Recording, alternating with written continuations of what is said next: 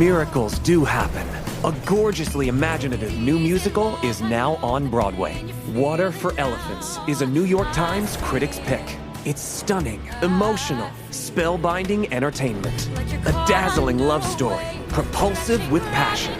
Don't miss the best new musical on Broadway.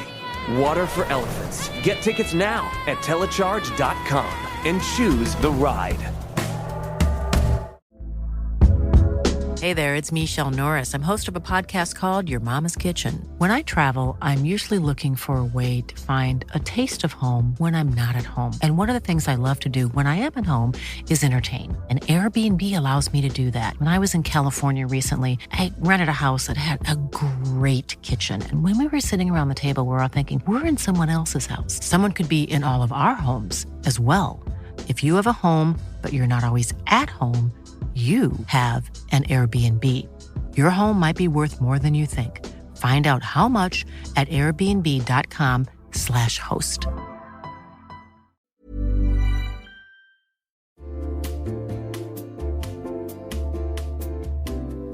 You'll know real when you get it. It'll say eBay Authenticity Guarantee, and you'll feel it. Maybe it's a head-turning handbag, a watch that says it all, jewelry that makes you look like the gems, sneakers and streetwear so fresh every step feels fly. When it comes to style and luxury, eBay gets it. They're making sure the things that you love are checked by experts. Not just any experts, specialized experts. Real people who love this stuff. With real hands-on authentication experience. So when you see that shiny blue checkmark that says Authenticity Guarantee, shop with confidence. Every inch, stitch, sole, and logo is verified authentic through a detailed inspection. That's how you know that eBay's got your back. Because when you finally step into those sneakers, put on that watch, get your real gold glow up, swing that handbag over your shoulder, or step out in that streetwear, you'll realize that feeling is unlike any other. With eBay Authenticity Guarantee, you can trust that feeling of real is always in reach. Ensure your next purchase is the real deal. Visit ebay.com for terms.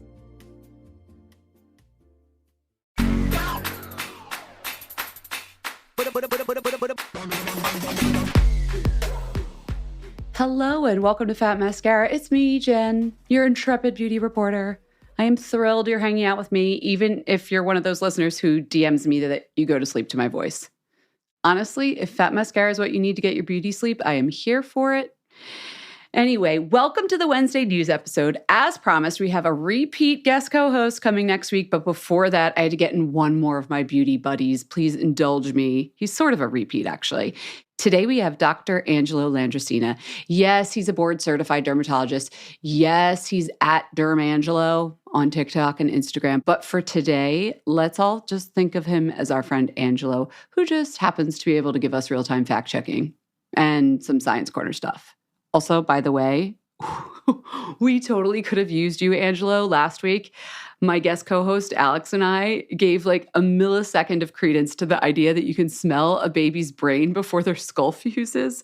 And that's why baby's head smells so good. I am so sorry. Obviously, that wasn't true. I corrected the record, but this is why we need you here. It also got me thinking about this whole notion of how the speed of the internet and our news cycle, it's helped make us more informed, particularly about beauty, skincare, the sort of scientific topics and wellness topics we veer into on this podcast, but also maybe more susceptible to misinformation. I know that's like a really wonky topic to discuss, but there was a bunch of beauty and wellness news this week that got me and Angelo talking about that fact. So it's a theme that comes up a few times on this episode, which I hope you're going to enjoy. We're going to have fun. We're going to hang. And on Friday, I have such a good guest for you. I did such a great interview. Oh, that's exciting. But for today, let's get into it with my guest co-host, Dr. Angelo Landricina.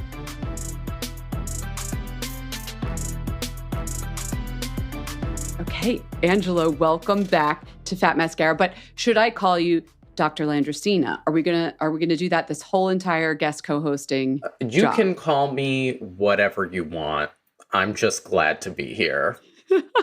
Because last time you came on Fat Mascara, you were a full-time guest. We talked about dermatology things. We were completely professional.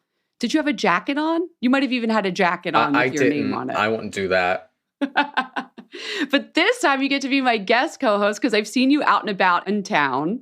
You're on the scene now. We're chatting. You've been busy. How are you? I'm good. Yeah. Been very busy putting out a lot of evidence-based content on social media. And Yes, you have. Doing the Lord's work on our interwebs to correct science misinformation. I mean, it really is bountiful. So if I'm not going to do it, who is? It's true. It's true. We talked about that a little bit when you were my guest before, and people can go to that episode if they want to get more into that. Now that you're here as a guest co-host, I have to ask you just like chatty, like, I don't even know your backstory. Where'd you grow up? I grew up in Brooklyn, New York. I'm still located in Brooklyn, New York now. Came home. And yeah, I feel like within the circles I run in, it's difficult to run into another born and raised New Yorker. But when I do, those are my people. Yeah. So in high school in Brooklyn, who were you? Did you get a superlative? What would people be surprised you're a doctor? Who were you? Theater kid? I don't know. Yeah, I was a bit of a theater kid. I was definitely a nerdy kid. I got really good grades, which, to become a doctor, it's a must. And my superlative was most likely to succeed. And wait, were you really voted most likely to succeed? Apparently. And I was like, succeed at what? I succeeded at something. I don't know if it's what they were Angelo, expecting. in my notes, the way I wrote the question was like a leading question. I was like, were you most likely to succeed? Thinking, no way. But like in the back of my mind, I was like, that tracks. Yeah, I mean, I think from a young age, I really had this blind determination to do whatever I wanted. I recently made a TikTok video where I talked about the difference between being delulu and fantasizing, and how a lot of people are calling themselves delusional and kind of pathologizing having goals and wanting something for themselves. So like I've made an entire career out of fantasizing, and I am fully a doctor in my mid-30s and I'm still doing it. So yeah, I really endorse fantasizing. Did you make up this term delulu? Have you never heard delulu? I'm not the most plugged in person. First of all, it's not fantasizing delusional tendencies. It's infantilizing them because yes. Delulu?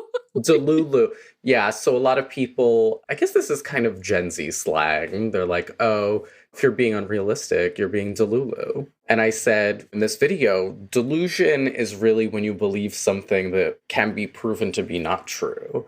But if you're just dreaming something up, whether it be a big goal or something that people tell you can't really achieve, it's like, no, that's just fantasy. It's so funny how vaguely therapy speak has become Gen Z speak, like the imposter syndrome. All these things that would only be in like a handbook of psychiatry back in the day are just like regular, as my friend likes to say, terms that the youths are saying. It's just part of their world. Yeah, I think in a way... I just aged myself big time, didn't I? You're like, back in my day... we didn't have Delulu.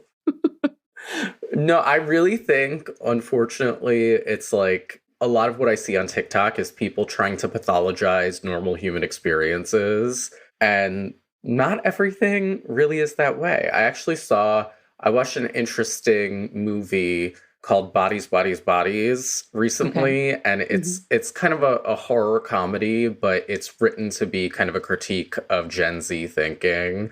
And I thought it was incredibly just like spot on about being in a hard situation, trying to like be PC about everything and trying to talk about everything in therapy speak and all of that. And I think it is helpful to be in touch with your feelings and to go to therapy, obviously, but it's just sometimes you don't want to get too caught up in it. And I think you don't want to use that line of thinking to really suppress good things within you, including fantasy. Fantasy, fan. The new Delulu. Mm-hmm. Yeah, I agree. It's funny that you bring up the Gen Z speak and the TikTok. I think there's this tendency to simplify things. And we're going to get into that a little bit actually with some of the news stories I want to talk about, just especially with beauty. Just to break it down into a 20-second thing and we got to give it a dumb name, which, oh my God, don't get me started. But you're somebody who makes some of this content, though you're doing it in a different way. Are you still having fun doing your content?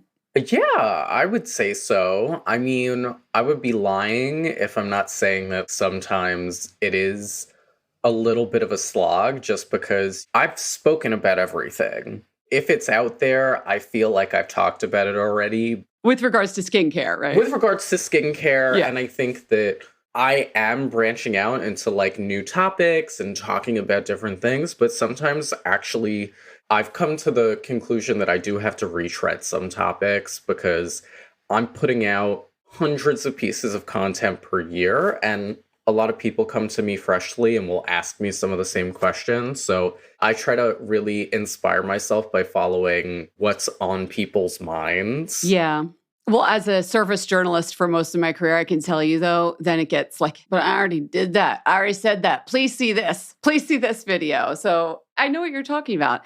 But I was glad to see that you were mentioned in this Allure article that I loved, that my friend Brennan wrote about dermfluencers. And so I was like, well, now I have one of the people that was spoken to in the article, one of the sources here on the line. Please go see the article. We'll link to it, by the way, if you haven't read it yet. But it was all about dermatologists who are making their career out of making content, not just servicing patients, or in some cases, not servicing patients at all, and just making content. Tell me everything that wasn't in the article that should have been. Well, I mean, I think that I was pretty fairly quoted in the article, but obviously there's only so much that you could get into in one piece. And I think to underscore a lot of what was said, or like the finer points, kind of, yeah, there is a shortage of dermatologists for sure, but I don't think that we should really be concerned with a lot of these dermatologists are doing social media work. Why aren't they seeing more patients? Because if you look at the field of dermatology, it's really only a handful of us that do content. I cannot think of one person who has completely stopped seeing patients that I know of. So I think all of us are either in the clinic or at least doing a telehealth practice. Yeah. Sometimes. But really, if we're worried about the shortage of dermatologists, it's really a shortage that has been created by government funding. Yeah. And that being the thesis to back up just a little bit, that like, okay, if we're putting people through, our society is putting people through medical school and all this work is going into that, and then they take themselves out of the medical field to dance on TikTok. Not like literally, but that's not great. I used to call them the dancing derms. I'm sorry, when TikTok first started, like as Musically, it was all the dances. So even the derms were doing the dances. So I call them the dancing derms.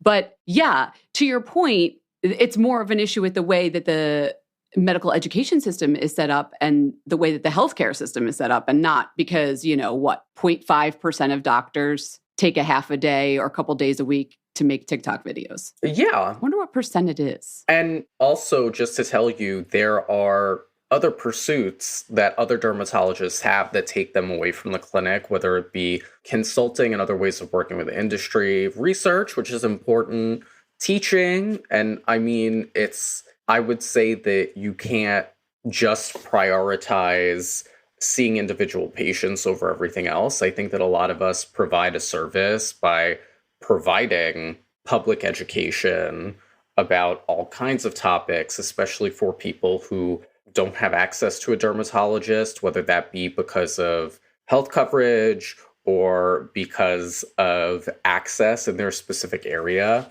The derm deserts are real. Yeah, especially in New York and Southern California, there's no shortage of dermatologists, but in many areas of the country, there are. And I think part of the rationale behind where the government funding is going makes sense because there's also a shortage of primary care doctors. And if you opened up a bunch of new residency slots for dermatologists, is that going to take away from the amount of people that are going into primary care? And really, what's the balance that you want to hit? Because one isn't necessarily more important than the other, but you definitely need more primary care doctors than you do dermatologists. So I feel like it's difficult to boil down the issue into like, okay, this is the thing that needs to be done to serve more people. But what I would say is social media is not the reason that we have a shortage of derms. I think another thing that I was quoted about this in the article, but it would be a completely different article to really dive deep on this, is yes, those of us on social media do work with industry, but the relationship between dermatologists and skincare companies or drug companies goes back so far, like decades and decades. It's just, it's much more visual now. We see it, so people are aware of it. But yeah, speak to that. Like, what do you mean? There are so many different ways that physicians can work with industry, whether it be consulting, being on advisory boards, or even speaking on behalf of either a skincare brand or a drug company. That could be, you know, some of these companies have dinners for other doctors periodically where they'll get one physician who collects a speaking fee for speaking to everybody. Angela, what's a speaking fee at a non-public facing dinner for like a board certified MD? Are we talking like $100,000? Oh, no. Okay. I mean, we're talking 5 digits? No, usually not. I mean, the order of magnitude is definitely different when you're like speaking to a room of 20 people versus if you're somebody with a TikTok following of millions. Yeah, you're probably making more money with your 15-second TikTok than that other doctor is, you know, speaking for an hour. But I think the basis of it is kind of the same. And if you really want to get down to like the nitty-gritty of it, there have even been studies where they've shown that doctors are more likely to prescribe a medication if the drug company gives them a pen. Yeah. So a SponCon is one thing, but if a pen is going to affect how you're prescribing to patients, clearly there's other issues going on. Yeah. I mean, I think that obviously like different countries have different regulations around this. In the US, we do have like a Sunshine Act where you can go online and actually look up how much money each individual doctor has made from pharma companies. From pharma, though, and that's from RX prescription. And I feel like elephant in the room is that a lot of these skincare companies that aren't prescription play in that, like they have big prices and they're charging a lot. And there's no disclosure if they're paying dermatologists, right? No, there's not. But I mean, at least according to the FTC guidelines, you can tell when an ad is there. Yeah. #partner. Yeah, partner, #ad, and now new FTC guidelines state that you have to verbally say that you're partnering with the company. Is there a brand you would never do, or like a type of product you would? You're doing some branded content here and there. Is there something you're like, I would never do branded content for this? I'm never going to say never, but one of the big rule outs for me is supplements. Yeah. Oh, I'm glad you said that because I want to talk about that Andrew Huberman. How do you say his name? That podcast, bro, that like blew up. I was not aware of who he was until this week, so I'm going to guess Huberman. Okay. Yes, me neither, which says something about what circles we run in. But when we get to the news, just wait for it, everybody, because it's just like a fascinating story. So we're going to talk about that. Is there a brand you would love to create sponsored content for that you haven't yet? Doesn't even have to be skincare or beauty. I'm just curious, like, what would you die to like do SponCon for? It would probably be fashion brands for me. I was going to say, if we got you a Birkin, would you do it? Not that Hermes is doing SponCon. Hermes is not doing SponCon, but if I could work with them, like if they were going to be like, oh, here's a Birkin to add to my collection, I would be like, yeah, dream. Wait, yeah. I'm sorry, what? You have a collection of Birkins? Well, I have a collection of bags. I have 2 Birkins, okay. But I'll take a third. But a Birkin should be in there. Yeah, well. Don't be Delulu. This is your Delulu. I'm going for Birkin number 3 because I already have 2. But yeah, I love it. That's my fantasy. You know what? I want that for you. You know what? You worked hard. You got yourself through medical school. Let's get you a 3rd Birkin. Okay, before we get into the news, I'm curious.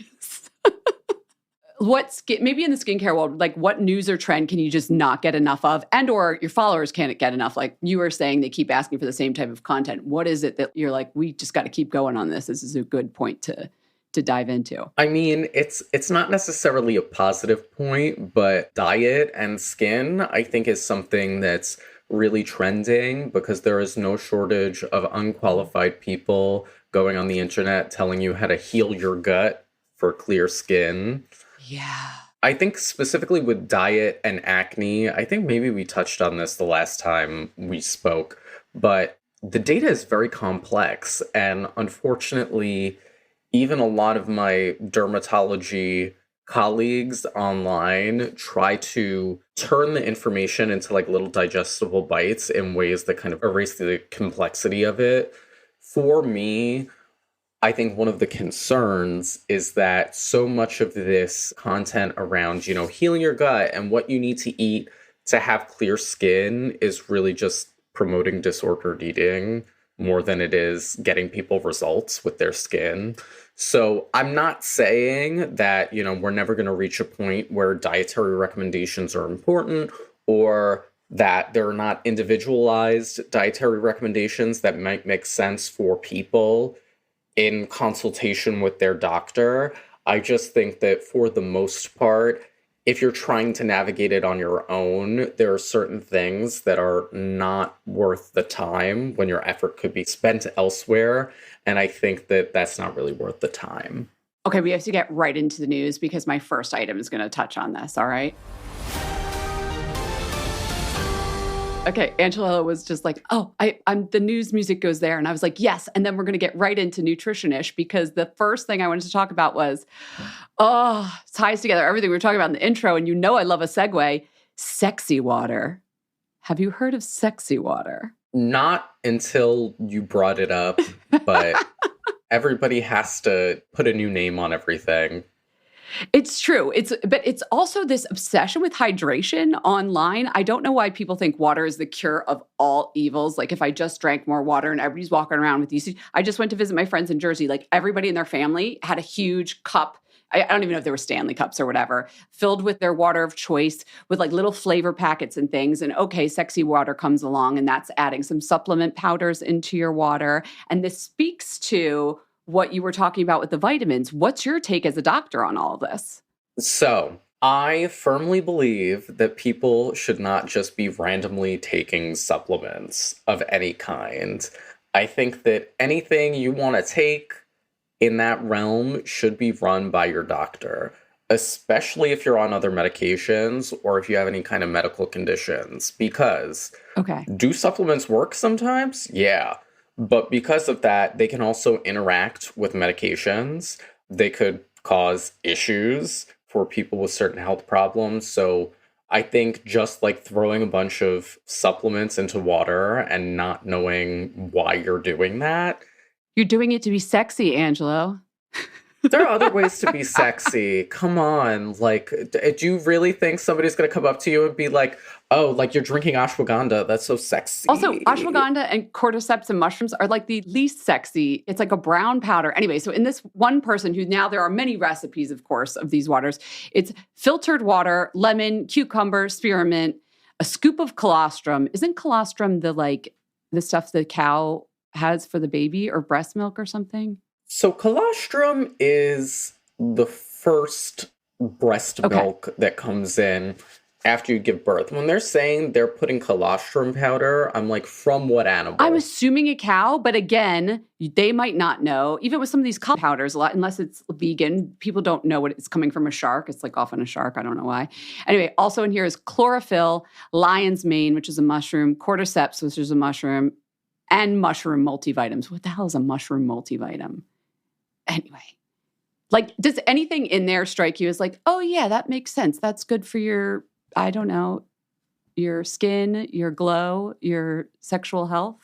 No, not that I could think of off the top of my head, but I think that article you're referring to brings up a really good point about chlorophyll, that it could deactivate certain medications. Right, and this is what you were talking about. If you're not talking to your doctors, what can chlorophyll is just like greens powder, right?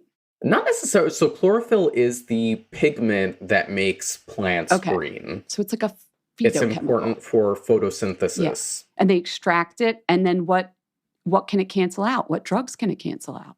I don't know off the top of my head about the interactions for chlorophyll, so I'd have to look into that. But what I will say is there are no proven health benefits. About last year, I think it was, people were talking about it on TikTok as like an acne remedy. I remember that. Yeah. There's no data behind that either. I would say people are a little bit too obsessed with hydration. There is no data out there that actually can put a number on how much water intake a person should have on a daily basis for optimal health. So even those numbers that we would hear as kids, like eight ounce glasses a day, like that's not based on any real science. What I normally tell people is you should drink enough. And if you're thirsty, you should probably be drinking water. But overdoing it, you could even like poison yourself by drinking too much water. I've seen that with like marathon runners and things. I actually wrote about this for The Cut recently. And the guideline, again, all the doctors, of course, said the same thing as you, which is there is not a great way to do a guideline on this, but they were using urine color as the guideline. And like it should be almost clear. But like I barely drink water. I'm walking around fine. I feel like if you're thirsty, drink. Like the body was like thousands of years of evolution to get where we are. It's not going to let you walk around just like chronically dehydrated. It gave you thirst as a mechanism to fix that, right? Exactly. And you know what? I tell people, especially for skin hydration, for dehydration to have an impact on the way that your skin looks, like you're going to have other symptoms before that. You will feel shitty. Right. And if you have dry skin, it's not because you're dehydrated. It's because the barrier is probably compromised or you need some sort of, right. Okay. He's nodding. Yeah, there are all kinds of things that it could be before it's going to be This dehydration. is so funny having you as my guest co-host because usually I'm on people who have the same educational level as me on beauty. But every time I say something, I'm like, wait, I got to check with the doctor since I have a doctor on that other end. So if I say anything wrong, you better fact check me during this whole news segment. Okay. Okay. I'll make sure I jump on you. And to that point, pop science, because I don't want to be this. Pop science and its pitfalls. I want to talk about this Andrew Huberman article. Okay, so if people haven't read it, it was in New York Magazine. He is a huge podcaster who I had never heard of before this week. But apparently the like optimization bros, I don't know what to call them, like people who like to make their life as healthy as possible and learn about health, men and women, love this guy. He's a Stanford doctor, but he's like a oculosurgeon. He studies the way our eyes work, like a neuroscientist that studies eyes, but he goes well beyond the scope of that on his podcast. You have to read the article because it's truly about how he's got a messy personal life and 6 girlfriends going on at once, and they all got together on a group text to talk about him. He sounds like, not to bring pop psychiatry in, but sounds like a bit of a narcissist. Did you end up looking into him after this news broke? I did. Obviously, like there are a lot of salacious details in there. I had no idea who this man was, but sorry to this your man. Point. So I'm sorry to this man. I have no idea who he is.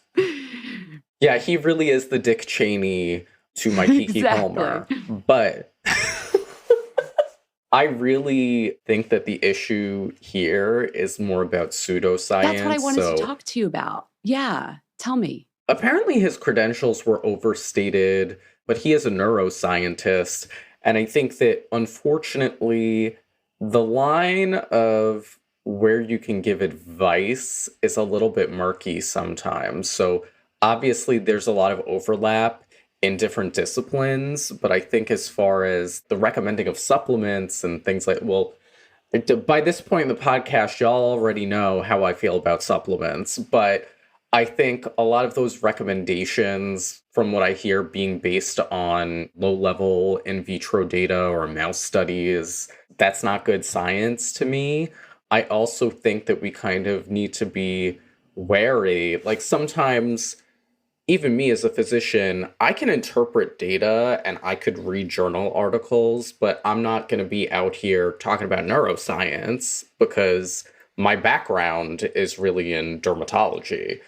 Oh, can I read a line from this article? Because I also just thought this was in the New York Mag article. It was just well written. Quote, how comfortable one feels with the science propagated on Huberman Lab, that's his podcast, depends entirely on how much leeway one is willing to give a man who expounds for multiple hours a week on subjects well outside of his area of expertise. I was like, ooh, shots fired. His detractors note that Huberman extrapolates wildly from limited animal studies, posits certainly where there is ambiguity, and stumbles when he veers too far from his narrow realm of study.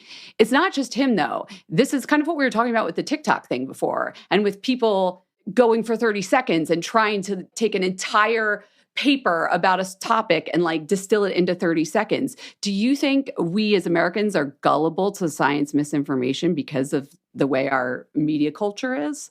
Absolutely. I think that there are a lot of ways in which authority bias can influence people. Every day, I see that there are people with zero credentials on TikTok that get a lot of views and a lot of people believing in them just because, oh, their skin looks nice, or they say something with certainty, even though they have nothing to back it up. So if you take that to the next level and you get, hey, this person's a PhD scientist and they sound like they know what they're talking about. Do you know how many press releases I get?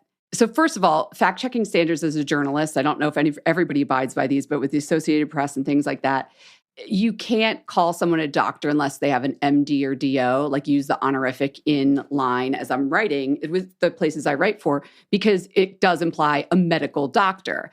However, I would say 50% of the times I'm pitched a doctor for an expertise in some subject matters, it might be a PhD. There's all these people that will start a business and it looks like vitamins and it looks vaguely medical, and you look into their credentials and they have like a PhD in English.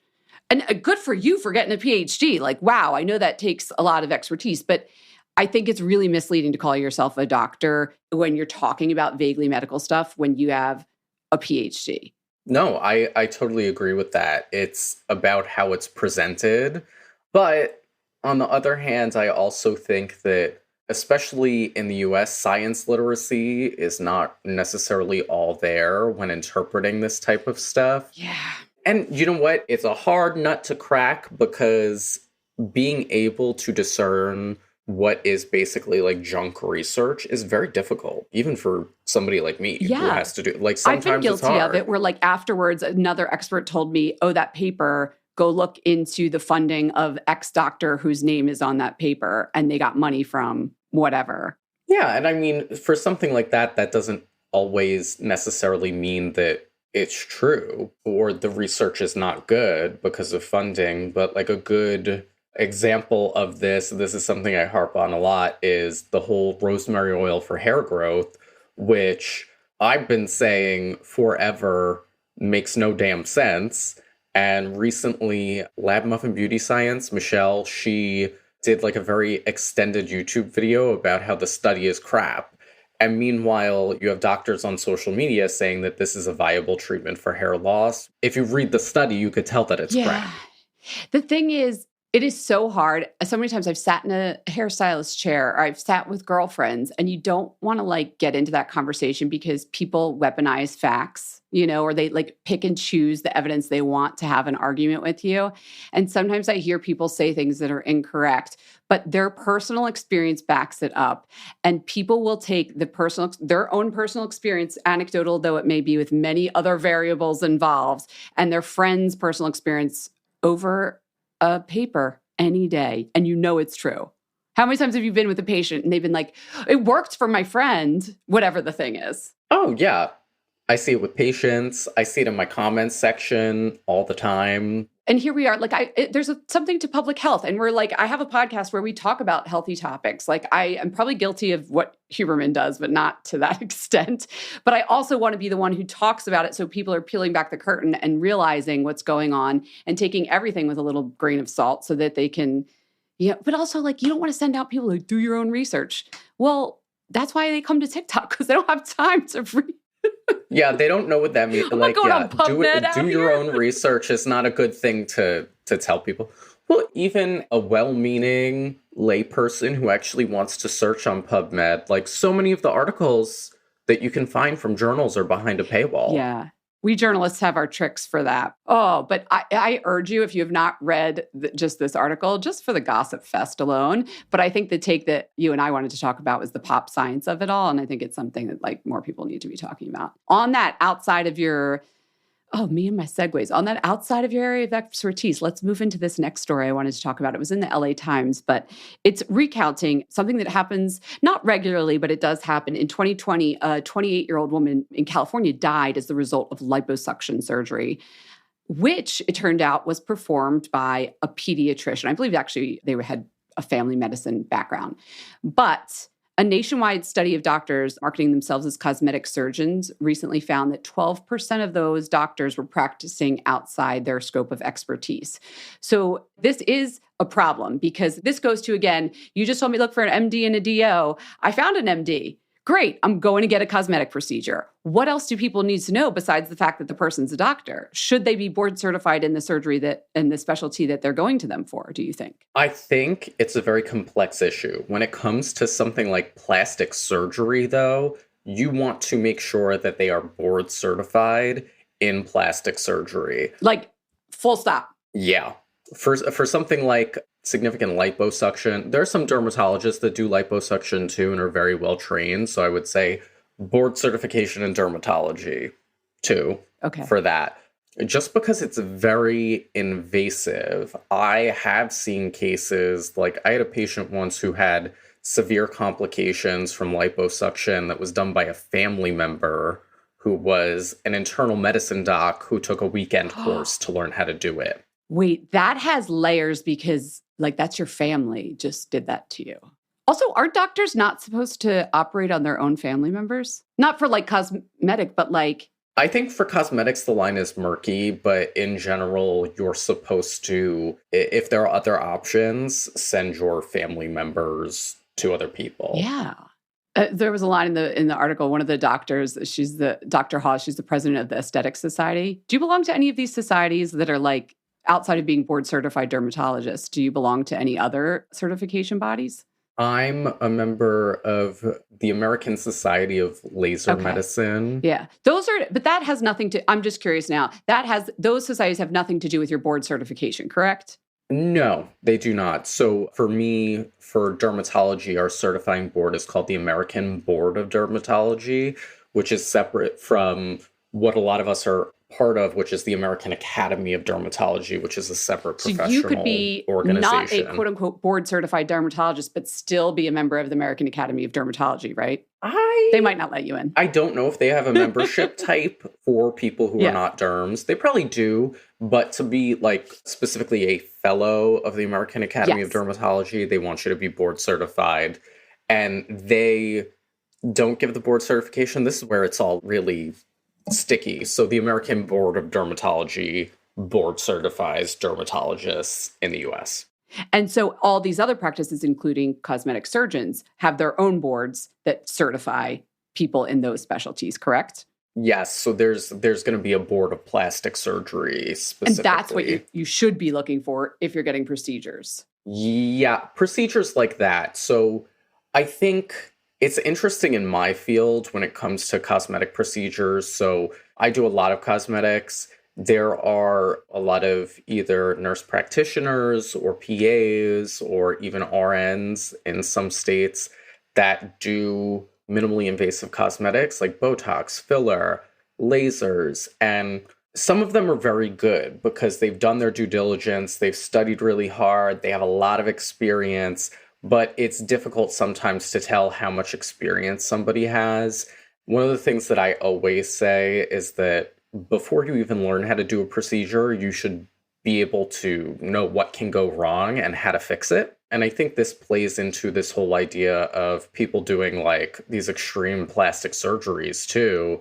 If you can't handle the complications or know how to avoid them, you shouldn't be doing the procedure. Yeah, and that's what this Dr. Melinda Hawes was saying. She's the president of the Aesthetic Society. Sorry, I took us off track, but she said, I shouldn't be delivering babies, right? I'm not trained in that. Yet there are people who are gynecologists who do liposuction, and it's a real surgery. Her point being, I'm not trying to do things outside of my scope of expertise. And with cosmetics, because they've become so popular and because they are lucrative and because it's hard to be a doctor and make money and deal with health insurance companies, they add these aesthetic services into their practice. And sometimes, as we could see with this woman, the results are devastating. So if anybody out there is thinking about a procedure, especially liposuction, things can go wrong with liposuction, right? As far as plastic surgeries go. Yeah. I mean, this is not an eye lift or whatever. If you do it the wrong way, you can perforate into somebody's bowel. Like you could cause like a major perforation into their abdominal cavity. And so you want a surgeon there. If you have a pediatrician doing it and that goes wrong, they can't open you up and fix that immediately, is I think to your point, what you were saying. Yeah. And I mean, one thing that I will say also is even with the best trained people, even if you have the most credentials and you've been doing it for years, complications will happen.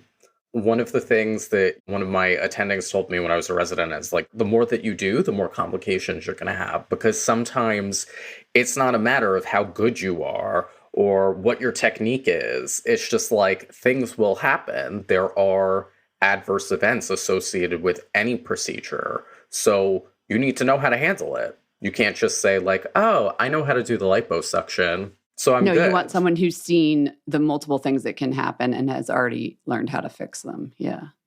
Oof. Mm-hmm. All right, let's lighten up. I took it real sciencey. There was no science corner music, I think, just because like it was all science, but we're going to go somewhere light here. Guys, there's going to be something for sale in June 2024, and I have to bring it to your attention. It is called Victory Perfume. And let me just read you a little bit of the copy. It is more than a fragrance. This cologne is for the movers, the shakers, and the history makers. Angela, this is former President Trump's perfume, the Trump perfume. I sent you a link to the product page. Did you see it? I saw the gold bottle. Like, obviously, this man needs a cash grab, and he needs it fast because he's in trouble. It's $99, by the way, and I believe it is it has a base of leather and amber for a commanding presence. One thing this is what struck me about the whole thing, though. You saw the bottle. Okay, so the image, and I'll link to it. So as you can see, it looks like a Pez dispenser, doesn't it? Now that I'm thinking about it, it's kind of. Let me look at this again. Vertical bottle with President Trump's gold head on it. But my favorite part about when I found this, because I saw there was news about him selling Bibles, and one of them mentioned a perfume, and I was like, wait, what? You go to the page, if you order this $99 perfume, which is supposed to ship in June 2024, there's an asterisk under the photo, and it says, quote, the images shown are for illustration purposes only and may not be an exact representation of the product. Oh, it looks like this is the men's version. There's a women's version too, which is a curvy bottle that looks like an hourglass figure with a gold T at the top. Oh, okay, because maybe the women don't want to have his face. But are you going to get this? Like, this is what I have questions about. If this is not the product, when have you ever seen a fragrance and a disclaimer under the picture like, go ahead and order this, but you might not be getting this? Like, is this like a mock-up? You know what? This site looks a little bit sketch to me. It's gettrumpsneakers.com. It is. So I looked into the parent company of it, CIC Ventures LLC. Don't think I'm out here not doing my homework. It's a company that Trump reported owning in 2023 on his financial disclosure forms. And so that company has the same kind of license as 45 Footwear, which also uses Trump's names. It's likeness and image under a paid license. The license may be terminated or revoked according to its terms. So technically, he can say, it's not me, I've licensed my name for them to sell it. However, he owns the company, so he is still getting the profit. So I don't like that because I'm like, it's yours. If I buy this perfume, which, by the way, I'm absolutely going to buy, 100% am I sending $99 so I can see what actually comes in the mail come June. Do you think I shouldn't? Oh, man. No, I don't want to give him any money. Yeah, but like, that way I can see what actually comes so I can report on it. I promise to give $99 to all sorts of human rights charities as well. How about that? Okay, yeah, maybe that'll help. But I mean, never in my life have I not wanted to smell a fragrance this much. Okay, you saw Elon Musk's burnt hair perfume, I imagine. Did you know about that? Oh, yeah, I did see that. I'm actually really curious. I have an open mind. I want to smell this. Who's the perfumer that worked on this? I wonder if the burnt hair fragrance ever shipped. No, that did. I saw some people on YouTube doing and they get the product and they show it. Will this be the start of my YouTube career? I'm going to get Victory Perfume from Trump Ventures and do a YouTube about it? I think I might. Okay, I am not making any political statements by saying this. To me, actually, the bigger story is that this company is selling a fragrance that like you might not actually get. I'm not sure if I'm going to get this fragrance. I'm going to go order it. I might not get it. If I get it, it might not look anything like this apparently CGI, AI'd image of what the bottle will look like. So we'll see. I'm going to keep people updated on how that goes. But that was the news. Let's go raise some ones.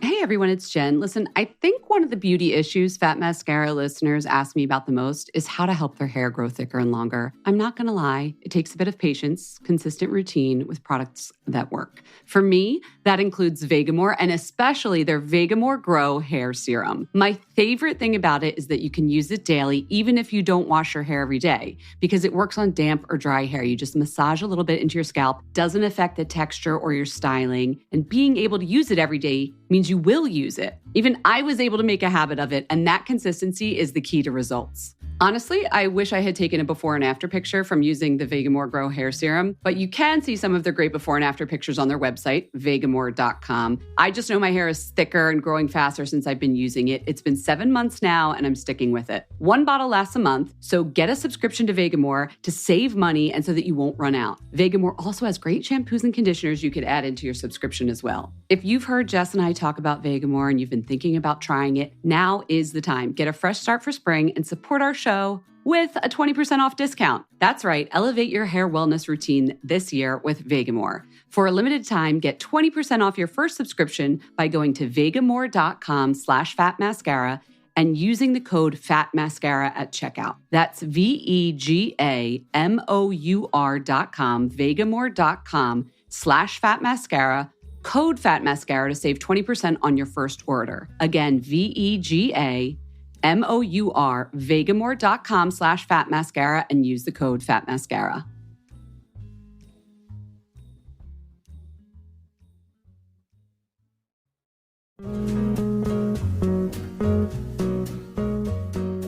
All right, it's not often that we talk about supplements, but when we do, you know that we mean it, all right? Every day I do my skincare routine, and that is I cleanse, I moisturize. Of course, I pop a little antioxidant in there. I'll do a little serum underneath there. But what is non-negotiable for me lately is I take a supplement. That is my Ritual Hyacera. It's a wrinkle support skin supplement, which is clinically proven to reduce wrinkles and improve skin smoothness. I'll take that. I'll take it too. Ritual Hyacera is a once daily skin supplement. Jess said clinically proven. Let me give you the deets. In a clinical study, Hyacera led to a 3.6 time reduction in crow's feet wrinkles within 90 days as compared to placebo. Jess and I have been taking it more than 90 days. Let me tell you, it works. Plus, Ritual Hyacera has led to a 2.9 times increase in skin smoothness in the same amount of times. It's rigorously tested and validated by a third party for allergens, microbes, and heavy metals. You don't always know if a supplement does that. Ritual also has industry-leading sustainability standards. They use scientific tools to select lower carbon packaging, love that, prioritize sustainably sourced ingredients, and set ambitious climate goals. Plus, female-founded, B Corp, meaning they're holding themselves accountable to not just their company's financial health, but also the health of the people and our planet. You gotta love that. Yes. Okay. Start Hyacera to help minimize wrinkles without compromising on clean science. Hyacera from Ritual is a clinically proven skin supplement you can actually trust. Get 25% off your first month for a limited time at ritual.com/mascara. Start Ritual or add Hyacera to your subscription today. That's ritual.com/mascara for 25% off.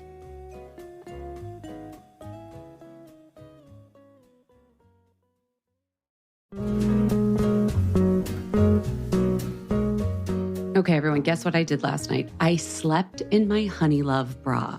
I don't think I've ever slept in a bra before. Usually, I am so excited to take off my bra at the end of the day, there would be no chance I would lay down in it. But Honey Love bras are that comfortable. And if you're someone who does like to sleep in a bra for a little extra support, I feel like the Honey Love crossover bra should be your sleeping bra. Did I just coin a thing, sleeping bra? I don't know if they'll approve of that, but I love the idea. Obviously, you're gonna wear it out all the time too, because Honey Love's bras feature supportive bonding that eliminates the need for uncomfortable wires. Plus, they're made with a fabric that's so soft it feels like a second skin. Is it spring cleaning time in your house? I know it is in mine. Clean out your bra drawer, get a few from Honey Love. They have the V-neck bra that's smooth and seamless and hardware free. And then my personal favorite is the crossover bra with adjustable straps and a hook back closure. And of course, again, no underwire in that one either. The Honey Love supportive bonding lifts and supports without those uncomfortable wires. And while you're at it, why not pair your Honey Love bra with their matching shapewear, or maybe a pair of their breathable, versatile leggings. Treat yourself to the best bras on the market and save 20% off at honeylove.com/mascara. Use our exclusive link to get 20% off. It's honeylove.com/mascara. And then after you purchase, they're going to ask you where you heard about them. Please support our show and tell them that we here at Fat Mascara sent you. Honeys, you deserve this. Again, that website is honeylove.com/mascara for 20% off.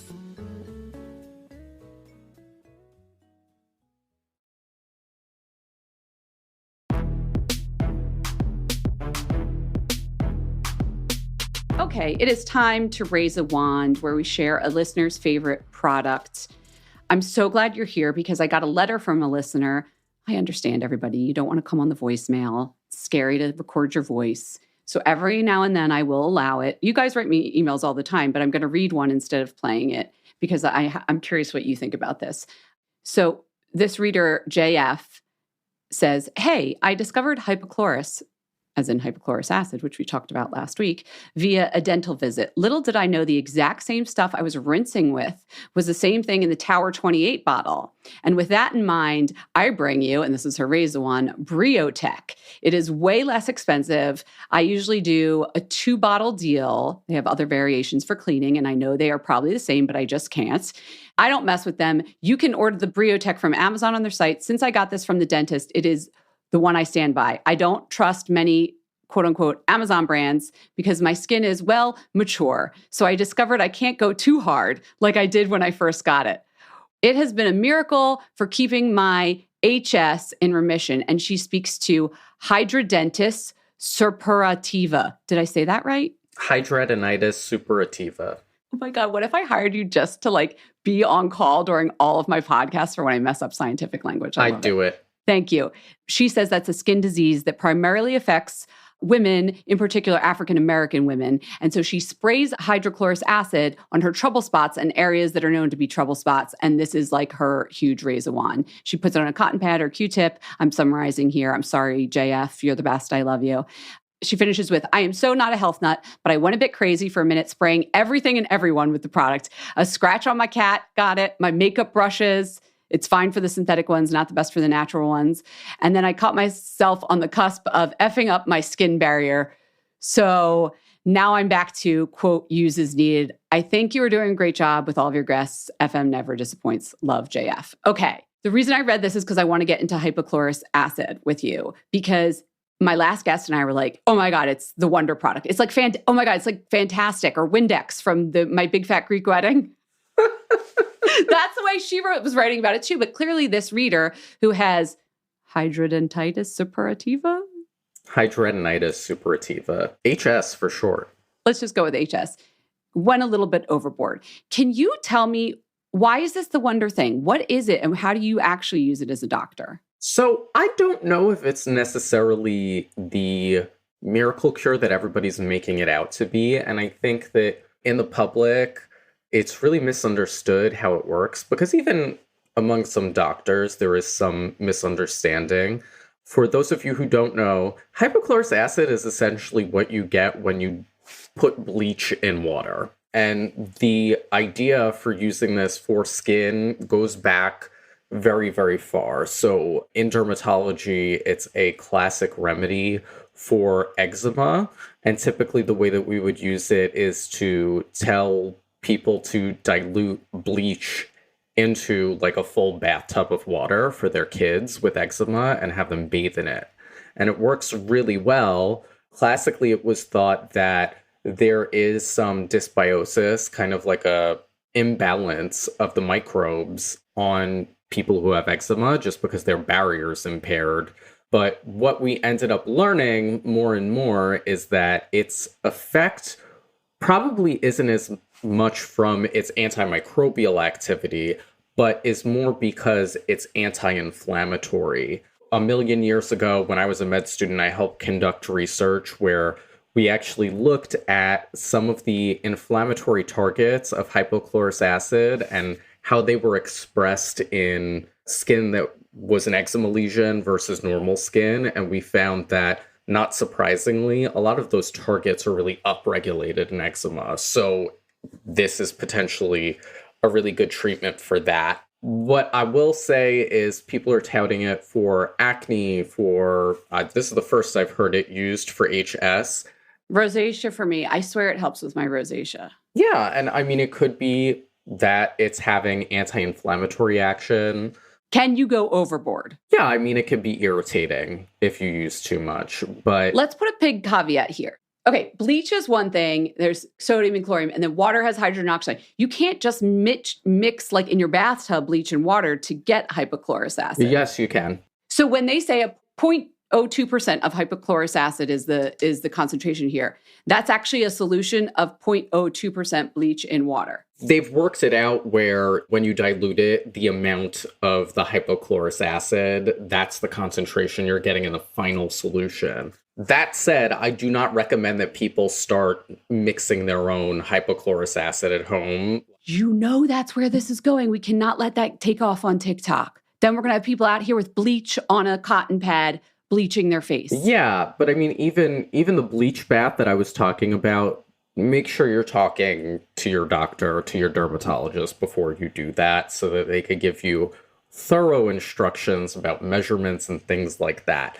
So yeah, I would not recommend trying to make your own hypochlorous acid solution at home, but to the writer of this letter, to their point, there are a lot of options out there that aren't just Tower 28 has one, Prequel has one, but there are a lot of solutions out there that they make as like eyelid wash or for other purposes. There's some that are used as skin disinfectants that actually some derms use in place of alcohol in their practices to kind of disinfect the skin before procedures. So, I mean, there are a lot of uses for it. Yeah, the one this person recommended, this Briotech, is also just a less expensive than the Tower 28 or even the Prequel. It's just a version of that. Yeah. But professionally made still. Yeah, and another thing that I would say is that we're probably not clear on what dosing schedule or what concentration should be used for different conditions, or if it even helps. I feel bad now. Last week, me and Charisse were just like, we're spraying it on everything. We're putting our brushes, we're putting it on our faces. But this is not the way to go, is what you're telling me. Well, it's just there's a lot that we don't know. Yeah. This is what you can't get into a 30-second TikTok. This is why you need a beauty podcast so you can talk about this. Because clearly everybody's out here getting really excited and it might not be the wonder spray that I thought it was. Am I going to mess up my barrier if I keep using this Prequel Universal Skin Solution Dermal Spray? Hard to say. I mean, what I will say is it's probably not something that you should be using, generally speaking, that people should be using like constantly throughout the day. The way I was using it was after cleansing, almost like you dried off and then like an essence almost, if you will, just like as an in-between the skincare and the cleanse. That's how a lot of people do it. I mean, also it could oxidize certain other skincare ingredients like vitamin C. So if you put it on very quickly afterwards. Mm-hmm.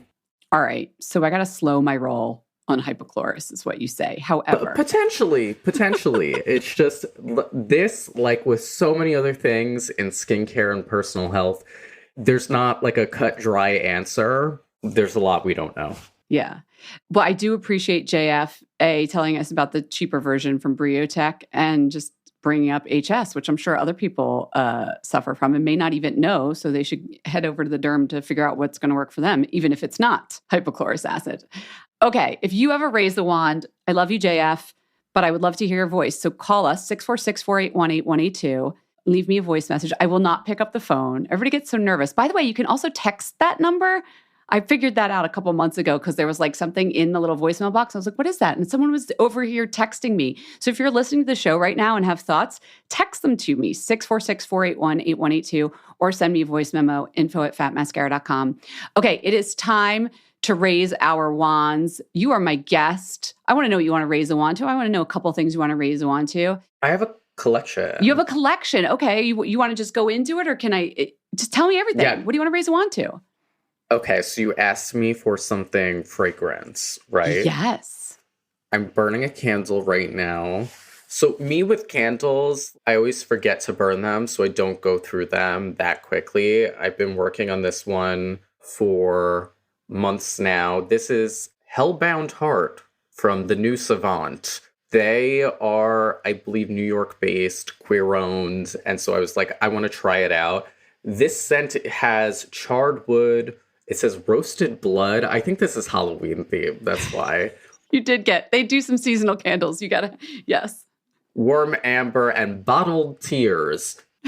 What it smells like is good, spicy wood, and you're getting like a little cut of the citrus in there, and it's just very pleasant. I was comparing it to, I have Diptyque's, oh my God, my French has to get better. Feu de bois. Yeah, I knew where you're going with that. Which is wood fire, and that's like literally a campfire. This is a little bit more, I think, less in your face, refined, like a nice little blend. A fresher feu de bois, a lighter feu de bois, a more fun feu de bois. Yeah. So also on fragrance, I have here After Sun by Vacation brand. If y'all aren't aware of Vacation, they're a very fun brand that their main focus is sun care and sunscreens. They make a great, like, daily SPF. They make a great sunscreen foam, kind of. The Ready Whip one, yeah. Yeah, it looks like a can of Ready Whip, but it's a great body sunscreen. This is supposed to be the scent of their, I guess they have an After Sun product, and they deal a lot in nostalgia. So everything that they do is supposed Clearly, Angelo didn't listen to last week's episode of... really? The fragrance developer from Vacation was on our show. Actually, 2 weeks ago, I should say. Oh, I have to listen to that. This. It just means you're one of us. You're part of the fam. You're friend of the pod. The guy that developed that fragrance was my guest 2 weeks ago, Carlos Hubert. So, to that point, they do work with an actual, like, nose for their scents. They have another scent that smells like the scent that's in some of their sun care products, which smells like being at the beach in the 90s, specifically. Yeah. And this smells like an elevated version of, like, the aloe vera gel that you would put on after you got sunburnt. It's like, it definitely has that aloe scent, but there's like florals in there. So it's Vacation. Which one? Because there's two. This is the green one. What's the name of it again? This is After Sun. After Sun. So I guess this is the smell of their After Sun product versus their original fragrance is like, it smells like Hawaiian Tropic tanning oil, but like taken to the next level. I have to have a party someday where all the friends of the pod come together, because not only was the fragrance developer for that on the podcast in the past, Rodrigo Flores Rue, the perfumer, the nose who did that scent, who is so fun. You would love him. Like, you would all get along. I just feel like a friend of the pod party would be insane. Anyway, you could tell, I'm going to pass along the message that you love it. Okay, moving on. What else do you want to raise the wand to? I have here The Ordinary's Retinol 0.2% emulsion. This is a new product from them. For those of you who don't know, retinol is different from retinol because basically retinol has to go through a few different steps within the skin before it gets to its active form, which is called retinoic acid. So putting tretinoin on your skin basically skips all those steps. It is the active form. Retinol is one of the intermediate steps between retinol and tretinoin. So it's available over the counter because it's technically not a drug. And it is thought to be potentially a little bit more effective than retinol. Jury's still kind of out. It checks out theoretically, but there have not been a lot of head-to-head studies. The reason I like this one is that this is pretty much as high of a strength of retinol as I've seen on the market. There are other brands doing it, but not really for this price point. The cosmetic elegance of it is really nice, and I found it to be non-irritating. However, I am really accustomed to retinoids. You got that rhino skin. That's why Jess is like that.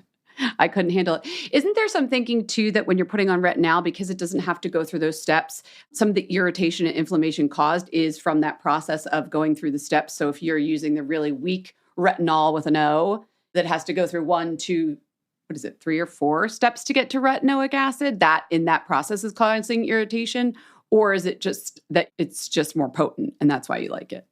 I think the thought behind the tolerability aspect, which I also think is not fully fleshed out, is just that If it gets consumed a little bit faster, you're not having some of those intermediaries just hanging out on your skin, causing issues. Because anytime that you have a chemical process and reactions that need to happen, a lot of them happen forwards and backwards too. So if you have multiple chemical reactions because you're switching through from retinol to the retinoic acid, you're leaving behind byproducts, you're going backwards a little bit, and this is all firing up potentially some inflammation, whereas a retinol maybe not. But also, you're getting that potency, looks like. What was the percentage on that? It's 0.2%. Yeah. So if someone can handle retinol and is ready to step up to like, that would be almost like, I bet you get like prescription-like results with something like that. Hard to say, but one interesting thing that we're learning about retinol and retinoids, there was one study that came out within the last year or so where they looked at a small group of people that were all using different strengths of retinol, actual retinol, and they ended up finding that after a certain amount of time, people averaged out at the same endpoint as far as anti-aging parameters. It's just that people who used higher strengths got there faster. And then they stayed there. I imagine once you get there, it's like, okay, this is the best anti-aging you're going to get. Now stay on the... From, retinol specifically. And then you have to keep using it, right? To keep those benefits. Yeah. But I mean, it's hard to extrapolate that to all retinoids, but it's an interesting thing to think about. Okay. I have one more product. Tell me. And I have to talk about this. And it's so random. But lip SPF is difficult because you really need to like apply a good amount of it. And most of them, I'm going to be honest, taste awful. Yeah, but you want it. I got my first age spot and it's on the edge of my lip because you eat off the SPF there. I'm thinking the reason. So I agree with you. What do you have there? Okay. This is only SPF 20, which unfortunately it's difficult for them to get a really high SPF formula, so it's better than nothing. This is Revlon Kiss Balm. Is it those fruity ones and they come in all the different fruits? Mm-hmm. This one is peach. I love that stuff. It tastes so good. Yeah, so it looks like a little crayon. The texture is really like chapstick. It's a little I would say it's a little glossier than chapstick. No? Maybe. All right, he's giving us a demo. It has a peach flavor to it. This one, it comes in different fruits. No color payoff. It's very sheer. Yeah, very sheer. Does not taste like crap and has SPF 20. That's his razor wand. Does not taste like crap. Thank you for that eloquent razor wand. Well, no, I take this with me everywhere now, and I think I'm not sure exactly about the price point, but it can't be more than like $5.99 or something. I was going to give it a $6.99. I feel like we're on the prices right. Maybe $6.99, but like for that price, come on. You can have one in every bag. All 2 of your Birkins. Well, I only have the one, but it's been going from Birkin to Birkin, so. He's a high-low kind of guy. You're very much like me. You know what I mean? Like, we're going to have that Birkin, and we're going to put the $6.99 SPF 20 lip balm in it. I love that. When you're good, you're good. That's the Brooklyn in you. Mm-hmm. Oh, I love that. All right, before we go, I have to raise a wand because I'm excited about this one, actually. I told you I was going to raise a wand to something different. I changed my mind because my friend has a company called Hugimals, and they're stuffed animals that are weighted, like their arms are weighted, and they weigh about like 5-6 pounds. She invented them because she wanted to have a weighted blanket for anxiety, but it was too hot. And then she wanted her husband, or her partner's arm on her. And that was like, you can't make a person come with you everywhere. So she invented these Hugimals because they have deep touch pressure, which stimulates the parasympathetic nervous system. So you get that rest and digest or whatever, not the flee and scared feelings. Well, she just partnered with Mariska Hargitay to do this special version of her Hugimal. It's a heart, and it's lower cost than the others, and a percentage of the net sales goes to the Joyful Heart Foundation, an education and advocacy nonprofit that works to transform society's response to sexual assault, domestic violence, and child abuse. So instead of a cute little Hugimal, it's a cute little heart, and it's 5 pounds and weighted. Have you ever used like a weighted therapy blanket or anything? I did. I thought I would like it because I'm the type of person that I always need to have some sort of cover on me to sleep, but it didn't work out. I don't know why. I felt like I couldn't breathe. That's why she invented these animals, because it's almost like when people pick them up, it's like picking up a dog, a cat, or a baby. Like you get that instant like, oh, It's just like a nice weight, but it's not suffocating. So she did it in a heart shape to support the Joyful Heart Foundation. And I kind of love that. So I want to raise a wand to it. That's a great cause. Isn't that I should get one. I'm going to get you one to say thank you for being a wonderful guest co-host / real-time fact checker / delightful neighbor in Brooklyn. I try. Yeah, go get your beauty sleep and we'll see you next week. We hope you enjoyed the show. It's your reviews and feedback that help us make the podcast even better. Head over to iTunes to rate and review us or email your thoughts to info@fatmascara.com. We also want to answer your beauty questions and hear what products you love. To share a Raise a Wand product review or to ask a beauty question, email us at info@fatmascara. If you send it as a voice memo file, we can even share your voice on the podcast. You can also do that by leaving us a voice message. Our phone number in the United States is 646-481-8182. Thanks so much for listening.